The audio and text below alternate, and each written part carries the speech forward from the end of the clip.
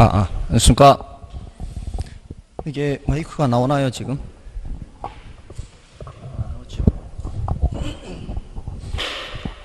일주일 해보시니까 어떻습니까? 할만한가요? 앉아있는 것도 쉽지 않죠. 앞으로 조금 더 지나야 좀 몸이 익숙해질 겁니다. 지금 들으신 과목이, 지금 몇 과목이 다 들어보셨죠? 그 중에 가장 할만한 게 어떤 게 있던가요? 가장 할만한 거. 할 때마다 생소해요. 그래도 왜 들으면은, 저거는 정말 외국어 같다. 그래도 저거는 한국말 같다. 이런 거 있지 않습니까? 공법이 어려운 느낌이 들어요. 그게 제일 어렵고, 그러면 제일 할만한 게 뭔가요? 이때는 예의상이라도 부동산학개론이라고 하는 게, 그게, 정상이 아닌가 싶은데. 이것도 어려웠었나요, 지난주에? 이건 할만했었나요? 제가 지난주에 했던 것을 좀 복습을 하고요. 그리고 오늘 진도 나와 있습니다. 지난주에 오늘 어떤 걸 한다고 말씀드렸었나요? 수요 공급한다 그랬죠. 그래도 좀 생각이 나시나 봐요. 지난주에 첫 시간 했던 게 뭐죠? 첫 시간. 그거 말고 어떻게 공부하라고 한 거 있잖아요. 그게 더 중요한 거예요, 그게.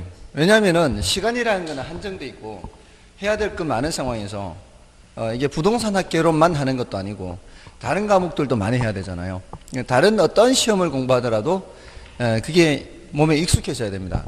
제가 만약에 지금 어떤 시험을 본다면 당연히 그런 식으로 공부할 겁니다. 그러니까 그런 게 몸에 체화되어 있는 거죠. 몸에 익숙해져 있죠. 그런 것처럼 여러분들도 그렇게 되기를 기대하고서 제가 그렇게 말씀을 드린 거예요. 여러분들도 어떤 공부를 하든 간에 80%만 공부한다는 거. 80%만 학습하고요. 두 번째가 이제 80% 학습하는데 그 중에 버리는 게 뭐였어요? 버리는 거는 난이도가 높은 거, 그리고 중요도가 낮은 거 버리는 거죠. 다음에 여기 기출 문제죠. 기출 문제는 이제 여러분들이 기본서를 이렇게 보시면은 그 단원별로 이렇게 기출 문제가 나와 있죠. 그 기출 문제를 수시로 이제 감을 잡으라는 얘기죠. 지금 당장 풀 수는 없어요. 실력이 당연히 안 되니까.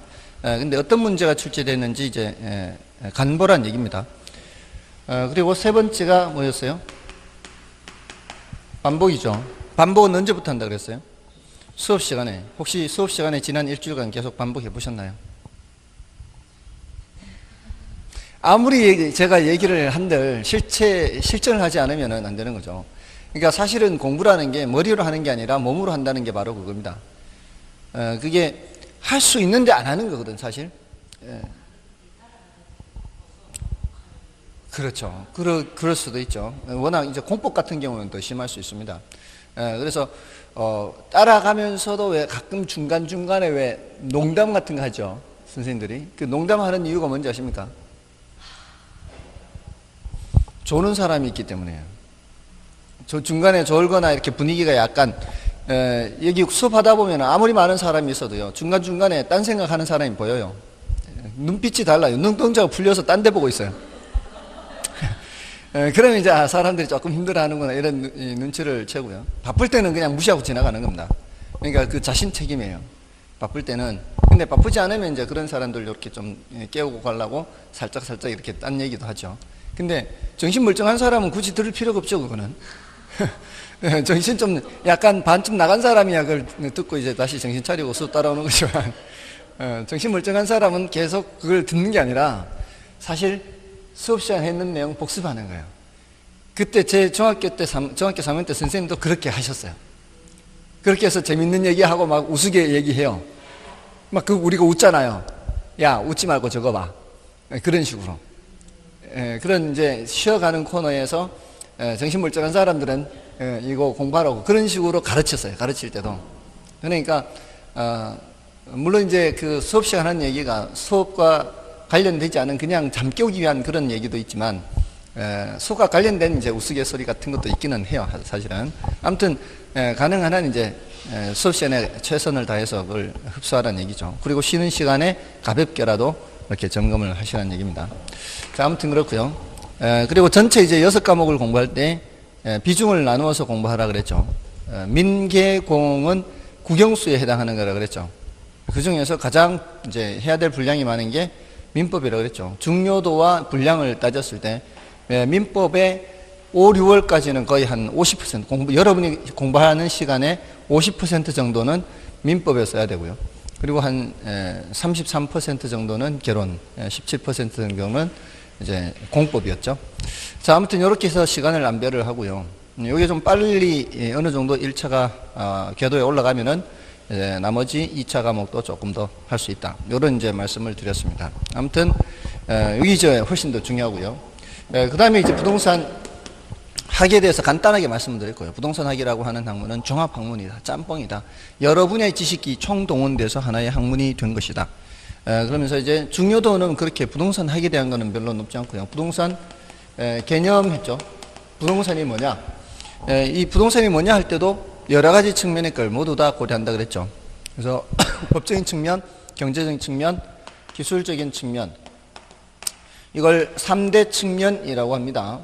앞으로 계속 요 얘기가 나와요. 법경기. 요거는 이제 물리적인 측면이라고도 하고요. 요거는 제도적인 측면이다라고도 합니다. 여기 이제 부동산학의 3대 측면 해서 앞으로 계속 나오는데, 부동산 개념에서는 법적인 측면은 다시 어떻게 나누었어요? 협의의 부동산과 광의의 부동산 이렇게 나눴죠. 협의의 부동산은 민법상 부동산으로서 토지 및 그 정착물 했죠. 토지 및 그 정착물.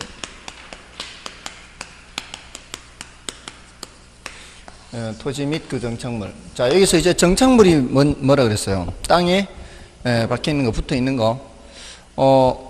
제가 땅에 붙어 있는 거라 했는데, 그새 이제 번역을 해서 땅에 박힌 거라고 이제 이렇게 번역을 해서 이해를 하고 있어요.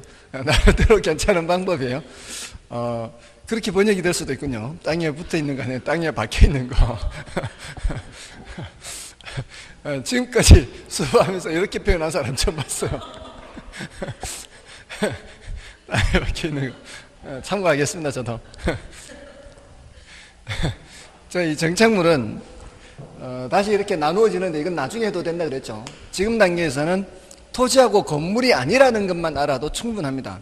토지하고 건물만 있는 게 아니라 담장도, 그리고 땅에 뿌리를 받고 자라고 있는 나무 수목이라 그랬죠.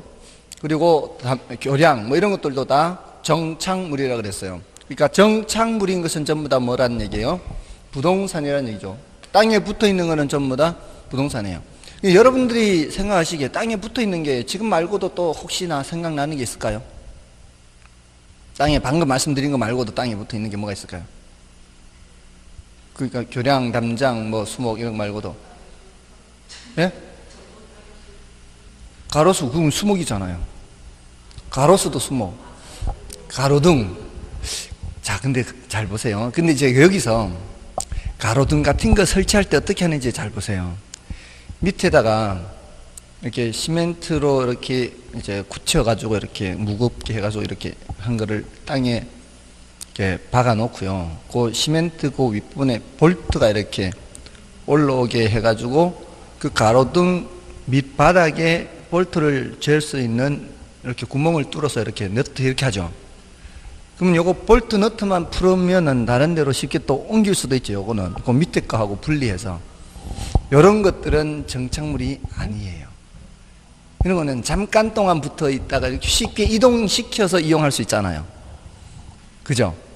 근데 담장이나 건물 이런 것들은 이동시켜서 이용할 수 있지 못하죠. 그 자리가 자신의 죽을 자리. 그 자리가 자신의 죽을 자리라야 그게 정착물인 거예요. 건물은 그 자리가 자기 철거될 때까지는 거기 있잖아요. 교량도 그렇고 또 담장도 그렇고 대부분은 이렇게 자기가 효용을 다할 때까지 그 자리에 붙어 있죠. 근데 그 자리를 옮겨서 이용하는데 전혀 지장이 없는 형태로 부착이 되어 있을 때에는 그는 정착물이 아니에요. 그래서 그런 것들을 이제 구별을 해야 되는 거예요. 공중전화 박스라든가 그 구조물 같은 것들 있죠. 그런 것들은 쉽게 이렇게 볼트 너트로 떼서 이렇게 하는 거. 비닐하우스는 어떻게 했어요? 비닐하우스도 이렇게 구조물 이렇게 떼서 이렇게 철골 같은 거 떼서 딴 데 이용하는데 별 지장 없죠. 이런 것들은 정착물이 아니라고 얘기를 하는 거죠. 자신이 죽을 자리가 그 자리라야 돼요. 그러면은 우리 밭에 자라는 농작물은 어떨까요?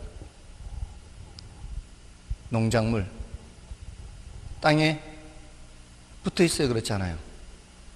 땅에 붙어 있죠. 그리고 그 자리를 벗어나면은 그 농작물은 죽음이죠. 수확할 때까지 거기 있다가 수확하면은 결국 동산이 되어버리잖아요. 그럼 농작물도 땅에 붙어 있는 거죠. 앞으로는 농작물도 부동산이에요. 민법상으로는 토지에 붙어 있잖아요. 아시겠습니까?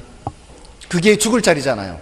농작물 거기서 수확하면은 그 자리가 결국 자기 생이 끝나는 자리잖아요. 그러면은 그거는 정착물이에요. 근데 보세요. 정원수 파는 집에 심겨져 있는 나무 있죠. 왜 이렇게 길 가다 보면 조경수 팝니다 하고 이렇게 심어져 있잖아요. 그 조경수는 그 자리가 자기가 죽을 자리예요? 아니죠. 그러면 그거는 정착물이 아닌 거예요. 그 자리가 죽을 자리라야 돼요. 근데 대부분의 가로수, 대부분의 산에 자라는 그 나무들은 대부분은 뭐예요? 그 자리가 죽을 자리. 물론 예외적으로 이렇게 뭐 옮겨 심는 나무 있잖아요. 그런 건 아주 예외적인 현상은 예외로 해야 돼요. 우리 왜 그 건물도 이렇게 옮겨 놓는 거 보신 적 있죠? 그거 말고도 건물 옮겨 놓은 거 있어요. 하나하나 떼가지고요. 조각조각 떼서 이 건물을 이전시켜 놓는 거 있어요. 그런 경우도 있습니다. 저기 서울에 가면은 사당동에, 거기는 이제 행정구역이 그 사당동 사거리가 저쪽은 서초구, 또 이쪽은 관악구, 저쪽은 동작구 이게 섞여 있거든요, 이렇게. 그래서 그 사당동 사거리에서 까치고개라는 이제 고개 쪽으로, 이제 관악구 쪽으로 넘어가는 그 고개 왼쪽에 100년 넘은 벨기에 대사, 100한 몇십 년 됐죠. 벨기에 대사관이 거기에 옮겨져 있어요. 원래 남산 밑에 있었어요. 남산 밑에 있던 벨기에 대사관을 그쪽으로 옮겨놨어요. 그러니까 이렇게 옮겨 놓을 수도 있기는 해요. 근데 그런 거는 아주 예외적인 현상이에요. 여러분들 경북 영주의 선비촌이라는 데 가보셨어요, 혹시? 거기 가면은 그 주변에 옛날 가옥들 있죠. 양반집 가옥이나 일반 양민들 그 가옥들을 떼가지고요. 그쪽으로 다 옮겨놨어요. 그러니까 촌을 만들어 놓은 거죠. 옛날 동네처럼 만들어 놓은 거예요. 옛날 동네처럼. 다 그렇게 옮겨 놓은 거예요. 그러니까 그런 것들은 이제 예외적인 거예요. 그런 거는 예외적이고, 대부분의 건물들은 그 자리가 철거될 자리죠. 대부분의 건물들은. 그리고 대부분의 나무들은 그 자리가 죽을 자리예요. 다만 조경수를 심어 놨을 때는 그는 그 자리가 죽을 자리가 아닌 거죠. 이런 거는 정착물이 아닌 거예요. 자, 아무튼 그 정착물을 지금 굉장히 자세히 말씀을 드린 거예요. 사실은 지금 단계에서는 이렇게까지는 할 필요가 없고요. 그다음에 광해 부동산은 협의의 부동산에 뭐를 더하는 거예요? 준부동산을 더하는 거죠. 자, 이 준부동산은 민법상 부동산이에요? 그렇지 않은 거예요? 민법상 부동산은 아니죠. 민법상 부동산은 아닌데 민법상 부동산처럼 취급하는 게 있다 그랬죠. 바로 민법상 부동산은 공시방법이 등기나 등록입니다. 그래서 이 준부동산은 자동차 같은 거 민법상 동산인데도 불구하고, 동산은 원래는 점유로 공시를 하게 돼요. 점유 상태를 보고 저게 누구 건지를 아는데, 자동차 같은 이런 것들은 등록 원부 떼봐야 되죠. 공적 장부를 떼봐야 알 수 있어요. 그래서 부동산하고 비슷하다고 해서 준부동산 이렇게 얘기를 한 거죠. 자, 앞으로 여기 준부동산에 대해서 더 하고 정착물에 대해서 더 하면은 되는 거고요. 얘네들은 개념만 알면, 단어만 알면 되죠. 구분하면은 됩니다. 예를 들어 경제적인 관점에서는 부동산도 상품이라 그랬죠. 상품은 상품인데 다른 상품을 생산할 때 투입되는 상품을 생산재라고 했고요. 그 자체가 소비되기도 하죠. 소비재 성격도 있고요. 또 자산이다, 자본이다 이런 표현들이 나오면 경제적 개념이다. 그다음에 기술적 개념은 공간, 자연, 위치, 환경 뭐 이런 단어들이 나오면은 기술적 개념이다. 그리고 부동산학에서는 이것을 종합적으로 살펴본다. 복합 개념에 따라 복합 개념 부동산 모두 다 살펴본다 그랬죠. 자, 이렇게 해서 부동산 개념을 얘기를 할 수가 있고요. 다음에 이제 부동산 분류를 했죠. 부동산 분류에서는 일단 대지, 택지, 부지 해서 대지를 보류를 해놓고 택지와 부지 중심으로 하라 그랬죠. 어떤 게 범위가 더 넓어요? 오른쪽으로 할수록 범위가 더 넓죠. 그래서 택지는 건물을 건축할 수 있는 그런 토지고요. 부지는 건물을 건축할 수 있는 토지 이외에도 일반적인 바닥 토지죠. 그래서 훨씬 더 폭넓게 사용하는 게 부지죠. 이렇게 이제 구별을 할 수가 있고요. 요거는 사용해보면 알죠. 도로 부지, 하천 부지 이럴 때는 건물이 올라가지 않고 또 아파트 부지, 학교 부지 이럴 때는 건물이 올라가고, 근데 택지는 건물이 올라가는 경우만 쓰니까 좀 더 좁게 쓰는 거고요. 그 다음에 후보지, 이행지 했죠. 후보지, 이행지. 후보지는 대분류상 전환 중인 토지, 이행지는 소분류상 전환 중인 토지죠. 후보지는 택지지역, 농지지역, 임지지역 이렇게 상호간 전환 중이죠. 택농임 하죠. 택농임, 택지지역, 농지지역, 임지지역 이 상호간. 그 다음에 이행지는 주상공 상호간. 이렇게 같이 이제 건물 있는 땅에서 건물 있는 땅으로 바뀌는 거죠. 이런 땅은 이행지. 또 전답과 있죠. 농지지역 안에. 어차피 농사 짓던 땅에서 농사 짓던 땅으로 바뀌는 거죠. 농사 짓던 땅에서 농사 짓는 땅으로 이렇게 바뀌는 거는 이행지 같은 범위. 범위를 벗어나면 뭐가 되고? 후보지. 범위를 벗어나지 않으면 이행지. 자, 이렇게 구별을 하죠. 요거를 이제 용도지역간이라고 표현하기도 해요. 표현 방식을 잘 봐야 돼요. 여기 보세요, 여기. 택지지역, 농지지역, 임지지역, 얘네들을 용도지역이라고 그래요. 그러니까 용도지역 상호간 전환 중이다 하면은 후보지예요. 근데 용도지역 내에서 상호간 전환 중이다 그러면은 이행지가 되는 거죠. 그러니까 내에서라는 말이 들어가 있느냐 그렇지 않느냐로 따져야 되는 겁니다. 됐나요? 용도지역 상호간, 용도지역 내에서 상호간 이렇게. 자, 이런 거 했고요. 그다음에 필지, 획지 했죠. 필지, 획지. 필지는 법적 개념이고 획지는 경제적 개념이죠. 지난주 혹시 제가 어플리케이션 알려드렸나요? 그 어플리케이션에서 이렇게 검색하는 거. 그때 보통 새로 지어진 그 지역들은 한 필지 위에 하나의 건물이 올라가 있어서 1필지가 거의 1획지와 일치합니다. 근데 옛날부터 사용하던 그런 곳은 옛날에는 필지가 이렇게 반듯반듯하게 바둑판 모양으로 이렇게 구분되어 있는 건 아니었기 때문에 삐뚤삐뚤하잖아요. 근데 거기에 이제 건물이 올라갈 때 이렇게 서로 이렇게 겹쳐지기도 하고 막 이렇게 되거든요. 그래서 여러 개의 필지가 하나의 획지가 되기도 하고 이렇게 되는 거죠. 그래서 이건 법적 개념으로서 등록할 때 필지별로 등기 등록을 하죠. 근데 획지는 경제적 개념으로서 요거는 부동산 활동에 다니죠. 부동산 활동. 요거는 등기 등록에 다니고. 자, 이렇게 구별을 할 수가 있고요. 다음에 법지빈지 이런 것도 있죠. 법지빈지. 법지는 법으로 소유할 뿐 활용 실익이 없거나 적은 땅. 경사진 토지에서 나타난 현상이라 그랬죠.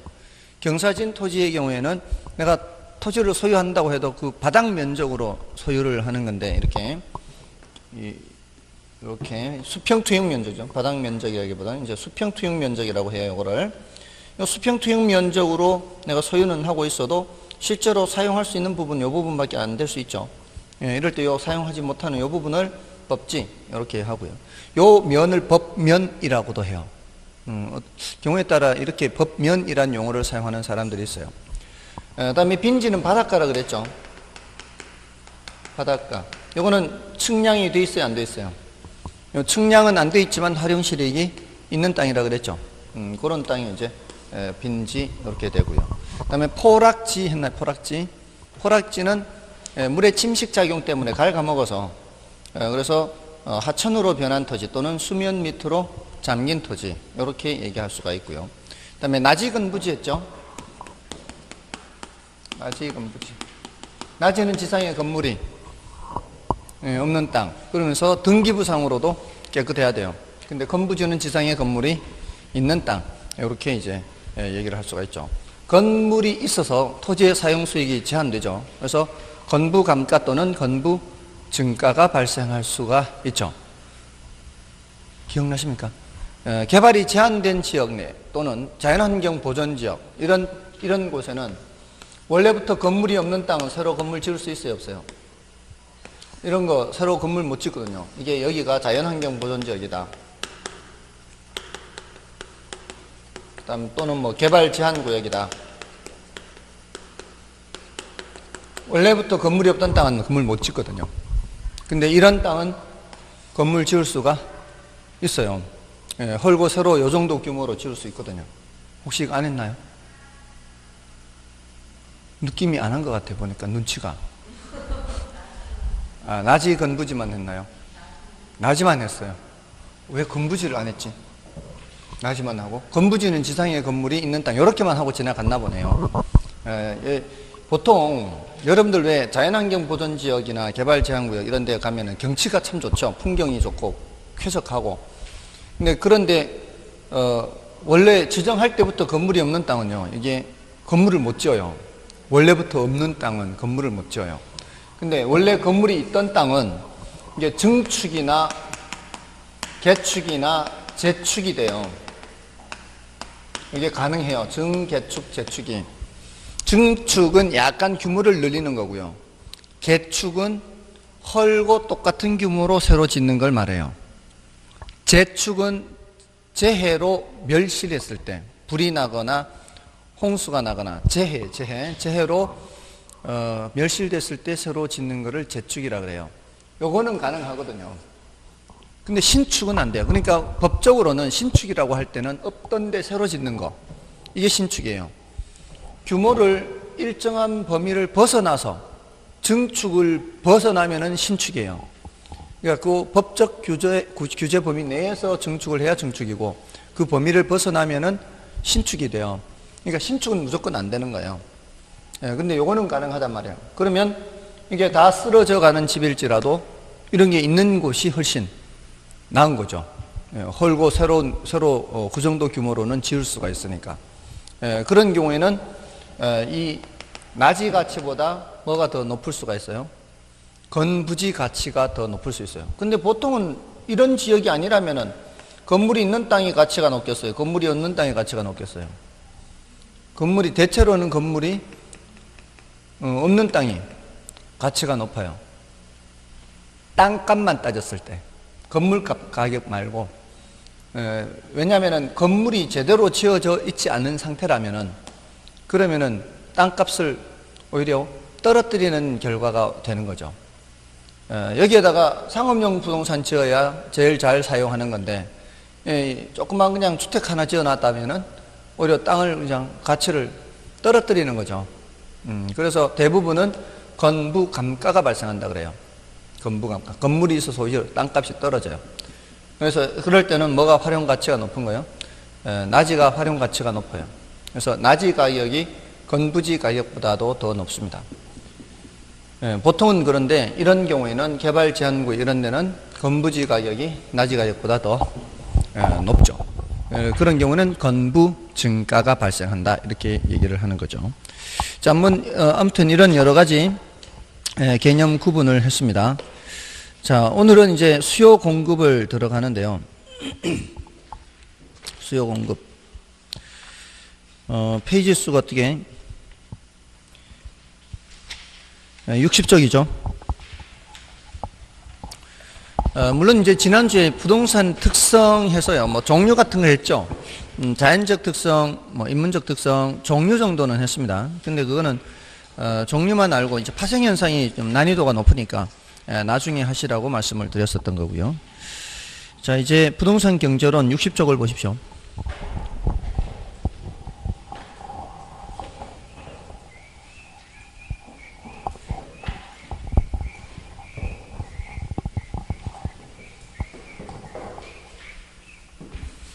자, 이제 오늘 수요 공급에서 자, 이제 수요 공급의 개념에서 유량, 저량이라는 걸 공부해요. 유량, 저량. 요거는 이제 2분의 1입니다. 2분의 1의 뜻이 뭐예요? 예? 2분의 1 뜻이 뭐예요? 2년에 한 번 출제되는 거예요. 속으로 그냥 반이라고 생각했어요. 굉장히 통하네요. 반이 2년에 한 번 출제된다는 뜻이에요, 지금 이게. 굉장히 자주 출제된다는 얘기죠. 근데 이번에 출제 안 됐어요. 작년에도 출제 안 됐어요. 그럼 원래 반드시 나오겠느냐? 그건 아니에요. 그래봤자 2분의 1이에요. 확률이라는 게. 아니, 그럴 것 같으면, 자, 확률 2분의 1인 경우가 어떤 경우가 있어요? 애 낳을 때 이게 딸인지 아들인지 확률 2분의 1 아니에요. 그럼 첫째 아들 놈 둘째 딸 낳나요? 그러면 칠공주가 있을 수가 없죠. 어릴 때 칠공주 많이 봤어요, 동네. 연이어 딸을 7이나 낳았어요. 원래 이번에 반드시 출제된다는 건 아니지만 확률이 상당히 높다 이런 것이죠. 그렇게 받아들이십시오. 자, 아무튼 내용도 얼마인데 분량도 적고요. 자주 나오는 주제예요. 중요합니다. 다음에 이제 수요량 변화, 수요 변화.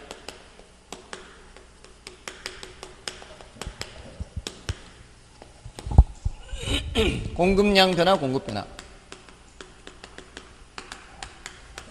이 단어 구별을 해야 돼요. 이거 굉장히 중요해요. 다음에 균형의 결정과 이동.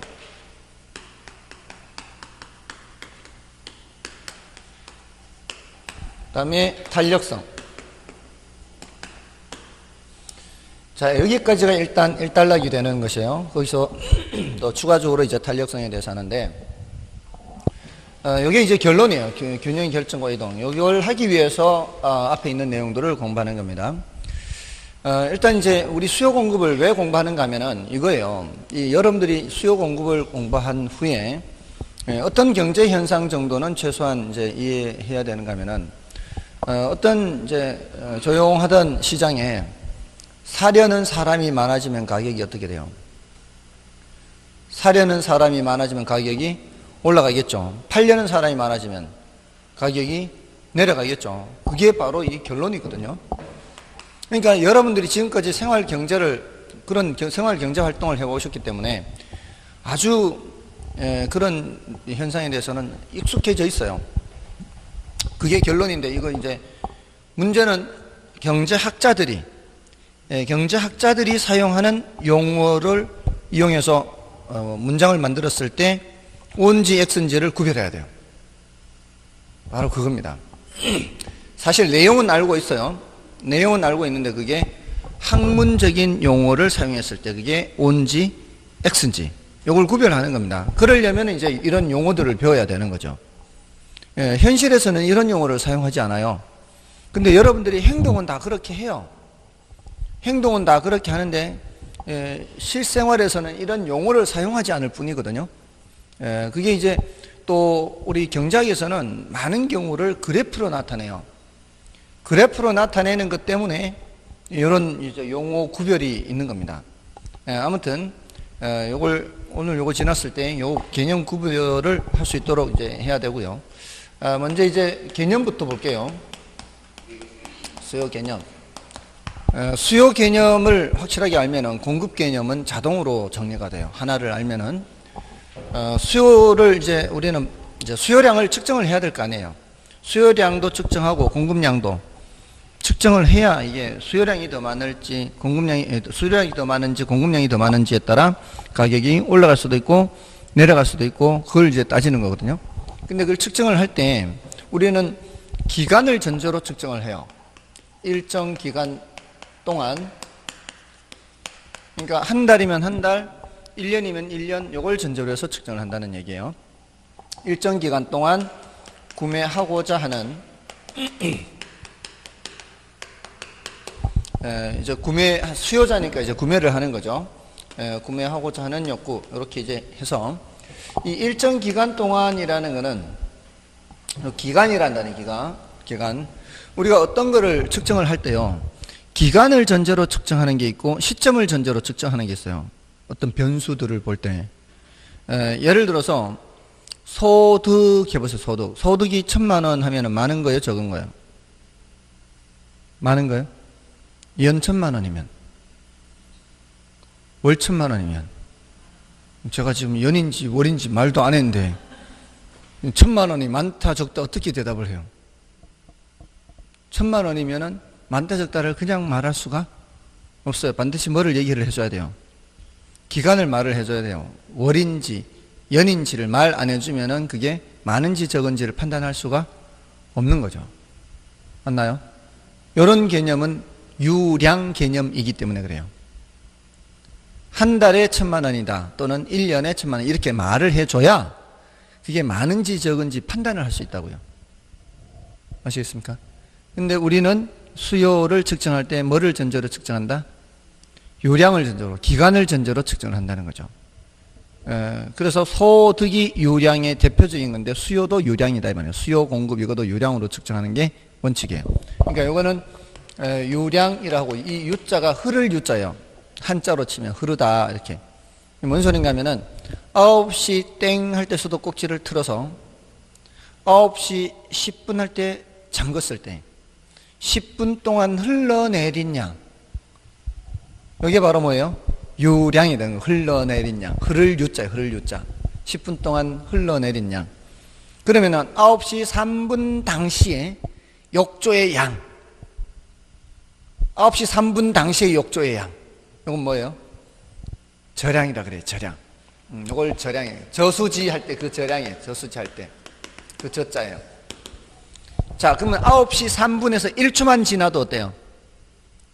9시 3분에서 1초만 지나도 양은 바뀌겠죠? 계속 물은 떨어지고 있으니까. 9시부터 9시 10분까지 계속 쭉 떨어지고 있으니까.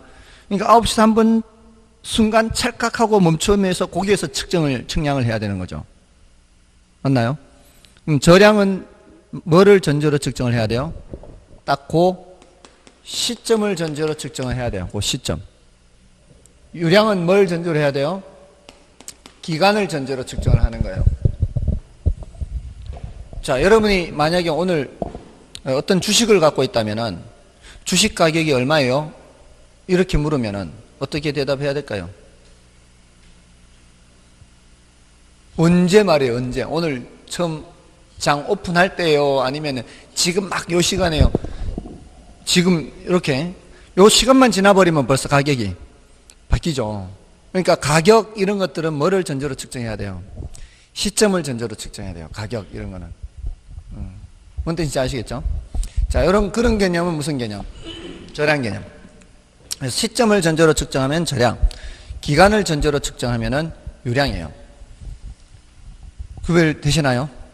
근데 이제 소득이 유량의 대표적이라 그랬잖아요. 소득.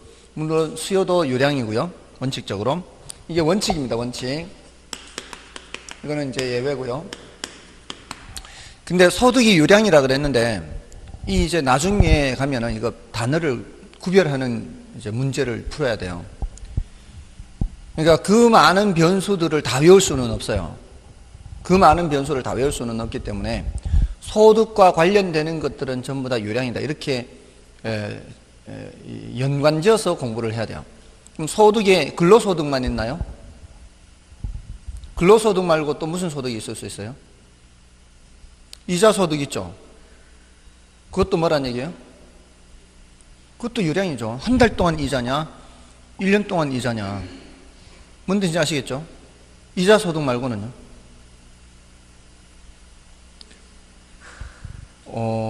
예금도 있고 막 부동산도 있나 봐요. 이제 월세 임대소득 나왔어요. 또 이제 더 이상 자산이 없어요. 생각해보면 더 이상 자산이 없어. 주식 갖고 있으면 배당소득이 있어요. 주식 갖고 있으면 배당 해주죠. 1년에 한 번씩. 또 뭐 있나요? 사업소득 같은 것도 있을 수 있죠. 이런 모든 종류의 소득은 다 뭐예요? 무슨 개념? 유량 개념이요.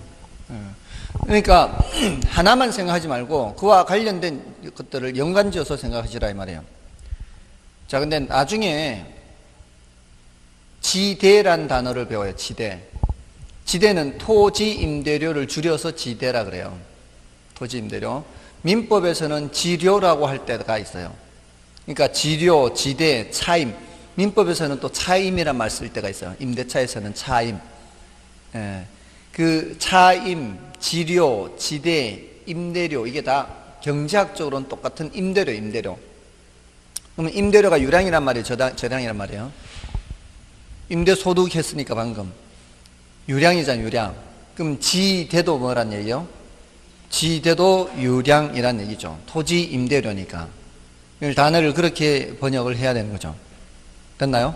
거기에다가 임대료 수입을 한 달 단위로 제가 받으면 그게 이제 유량이라 그랬잖아요.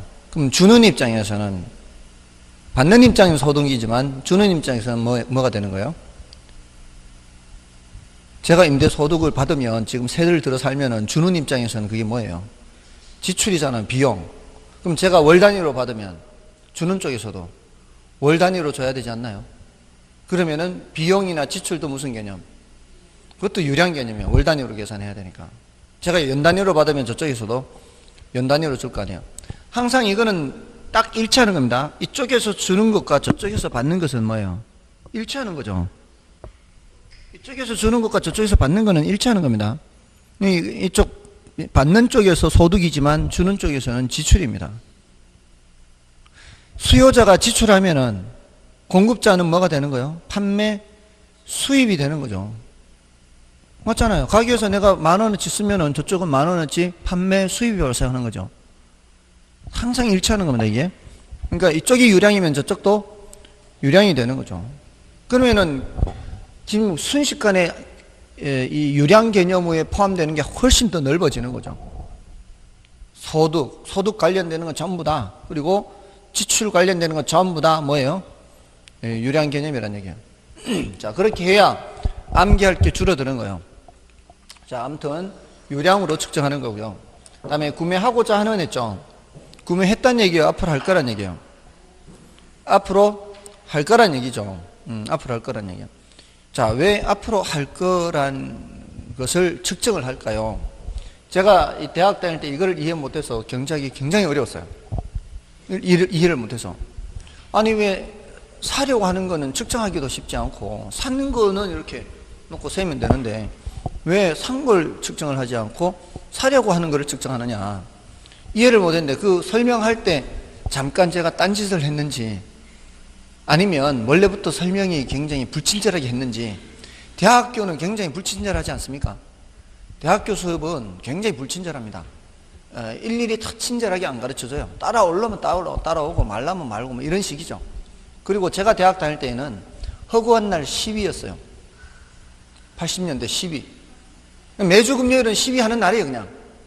그리고 수시로 또 10위 하는 날이 생기죠. 그때가 바로 뭔가 하면은 경제학을 한참 공부할 때가 저거 박종철 87년도에 그런 때 이런 경제학 공부를 했단 말이에요. 그러니까 막 수시로 시위하러 나가죠. 그리고 뭐 교수님은 무슨 세미나 있다 그러면은 휴강이죠. 그리고 어떤 때는 제가 스스로 자체 휴강하죠. 이렇게 하니까 수업 16주 한 학기 수업인데 중간고사, 기말고사 2주 빼고 뭐 첫 수업이라고 빼고 뭐 세미나 빼고 이렇게 하면은 반 정도밖에 수업 안 듣는 거죠. 그럼 제대로 수업이 되겠습니까, 이게? 그러니까 굉장히 힘들었어요, 공부할 때. 근데 나중에 맨땅에 헤딩하면서 제가 이제 깨친 게 그거예요. 자, 보세요. 시장이라는 무대를 앞으로 계속 말씀을 드릴 거예요. 시장이라는 무대에 배우들이 등장합니다. 그 배우들은 양쪽으로 둘로 나눠져 있어요. 하나는 수요자, 하나는 공급자예요. 그 두 주연 배우가 시장이라는 무대에 등장해서 연기를 하는 거예요. 그 연기하는 작품의 제목이 뭔가 아십니까? 수요자와 공급자가 연기하는 작품의 제목은 가격이에요. 가격이라는 작품을 연기해요. 잠잠하던 시장에 수요하고자 하는 사람이 많아지면 어떻게 해요? 가격이 올라가죠. 팔려는 사람이 많이 나타나면 가격이 내려가죠. 자, 그 시장이 우리 부동산 쪽에서는 중개사무소라고 생각해도 돼요. 중개사무소에는 사는 사람 파는 사람 와서 협상하잖아요. 좀 깎아주라. 더 이상 못 깎아준다. 막 이렇게 하는데 지금 계약서를 아직 쓰기 전이에요. 쓰려고 하는데 문 열고 들어오는 사람들이 하나같이 괜찮은 물건이 있으면 좀 사러 왔는데요 하면서 자꾸 들어오는 거예요. 지금 사는 사람 입장이 몸달겠어요? 파는 사람 입장이 몸달겠어요? 계속 이렇게 들어오면 사는 사람 입장에서는 점점 몸달겠죠. 안 그래도 지금 계속 협상하고 있는데 자꾸 산다고 하면서 자꾸 사람들이 들어오면 이 사람이 이제 나 안 판다 그거 가격 올려버릴 가능성이 많잖아요. 그러지 않겠어요? 자, 이렇게 가격이 올라갈 가능성이 있다면은 산 사람이 영향을 미치는 거예요? 사려는 사람이 영향을 미치는 거예요? 사려는 사람이 영향을 미치는 거예요. 이미 계약서를 쓰고 나가버린 사람은 더 이상 가격에 영향을 미칠 수가 없어요. 그 사람은 소용없어요. 팔고 가버린 사람은 더 이상 가격에 영향을 미칠 수 없어요. 그러니까 어떻게 해요? 사려고 하는 사람, 요거를 측정하는 거예요. 산 사람은 소용이 없다 이 말이에요. 아시겠습니까?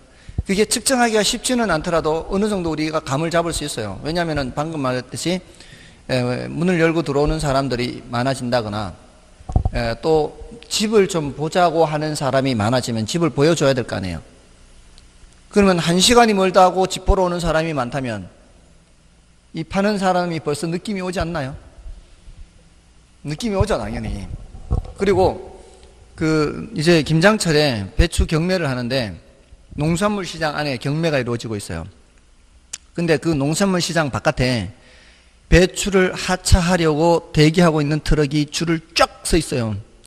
그 경매 시장 안에 배추 가격이 어떻게 되고 있겠습니까? 떨어지고 있겠죠, 당연히. 판 사람은 소용이 없어요. 팔려고 하는 물량, 사려고 하는 물량에 의해서 가격이 변동해요. 우리는 알고 싶은 게 가격이 올라가는지 내려가는지 이런 현상을 알고 싶은데 그러려면은 산 것을 측정하면은 아무 소용이 없어요. 그러니까 무슨 개념이에요? 사전적 개념이라 그래요. 사전적 개념. 사버린 거는 소용이 없다 이 말이에요. 자, 근데 요거는 시험에는 안 나와요. 근데 이해를 위해서는 꼭 필요하죠. 왜 이렇게 하는지. 그게 가격에 영향을 미치는 거는 사려고 하는 크기, 팔려고 하는 크기이기 때문에 요걸 이해를 해야 이제 그 다음이 쉬워져요. 요걸 이해 못하면 왜 저걸 자꾸 저렇게 하지? 이해가 안 돼요. 앞으로 얘기하는 건 전부 다 뭐예요? 사려고 하는 크기, 사려고 하는 크기. 그 다음에 이제 이 욕구 이 전체를 유효 수요, 잠재 수요 이렇게 이제 구별을 하는데요.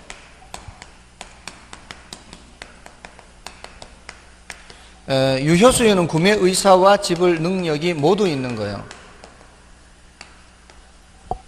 근데 잠재 수요는 구매 의사는 있으나 지불 능력이 없는 거를 말해요. 자, 요거는 구매 의사와 지불 능력이 있고요. 요거는 구매 의사만 있고 지불 능력은 없어요.